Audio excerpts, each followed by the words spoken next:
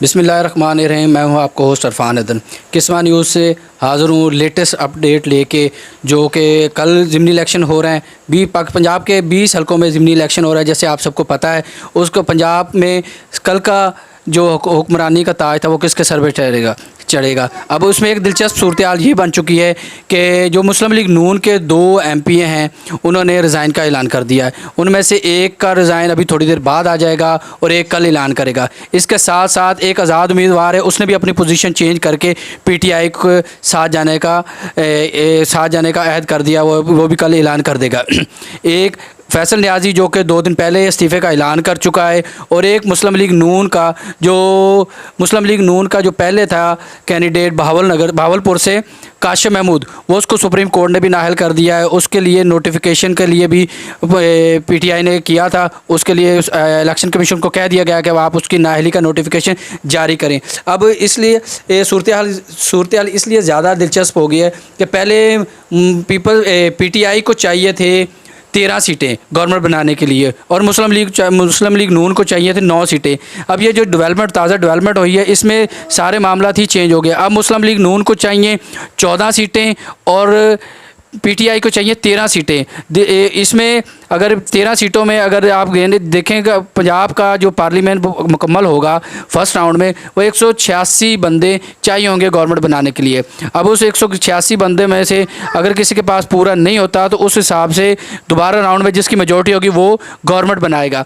एक चीज़ और मैं आपको बताता जाऊँ कि अब दिलचस्प सूरत इस हिसाब से भी है कि इस वक्त जो PTI है, उसके पास अगर डिप्टी स्पीकर का वोट डाला जाए तो 174 बंदे बनते हैं मुस्लिम लीग काफ के 10 अरकान को शामिल करके, और पीपल्स पार्टी और राय हक और मुस्लिम लीग नून के बंदे डाल के उनके पास बनते हैं 172 बंदे। अब आपके सामने अब कल का जो सिचुएशन था, जो सारी प्लानिंग थी, वो इमरान खान ने जिस हिसाब से इलेक्शन कैंपेन को उठाया, साथ में मरीम नवाज़ ने भी कोशिश की कैंपेन को उठाने की, लेकिन वो उस तरह से मोमेंटम बनाने में कामयाब नहीं हुई। इस चीज़ को देखते हुए अयाज सादिक ने भी रिज़ाइन दिया, अवैस लगारी ने भी रिज़ाइन दिया, ख्वाजा सलमान ने भी रिज़ाइन दिया कि वो इस इलेक्शन कैंपेन में हिस्सा डालें। इसके साथ साथ अब 7 सीटें जो ऐसी हैं जिसमें जो मर्ज़ी हो जाए, जैसे मर्ज़ी सूरत हाल इख्तियार करे, वो 95% छोटी है कि वो PTI के पास जाएंगे। उनमें से एक फैसलाबाद की सीट भी है, इसमें 127 जो जंग की सीट है वो भी है। अब आप कहेंगे कि ये कैसे 7 सीटों को मैं भी आपको आहिस्ता से बताता हूँ, लेकिन अब मैं जंग की सीट के बारे में बता दूँ। उसमें यह है कि जो सैयद नवीद सुल्तान था, वो आज़ाद हैसियत में लास्ट टाइम इलेक्शन लड़ा था, उसने 10,000 वोट लिए थे। उसने भी PTI का साथ देने का ऐलान किया है, और साथ में था मेहर खालिद, जो उधर से उन्होंने भी 9300 कुछ वोट लिए थे। मुस्लिम लीग नून इस हल्के में 11वें पोजीशन पे थी, जो 1000 समथिंग वोट लिए थे। इसलिए साथ शेख वकास अकरम भी शामिल हो गया, गुलाम बीबी परवाना भी ऑलरेडी शामिल थी, क्योंकि असलम परवाना और नवाज़ परवाना के जो दरमियान मुकाबला हुआ था, वो चंद सौ वोटों में सीट डिसाइड किया गया था।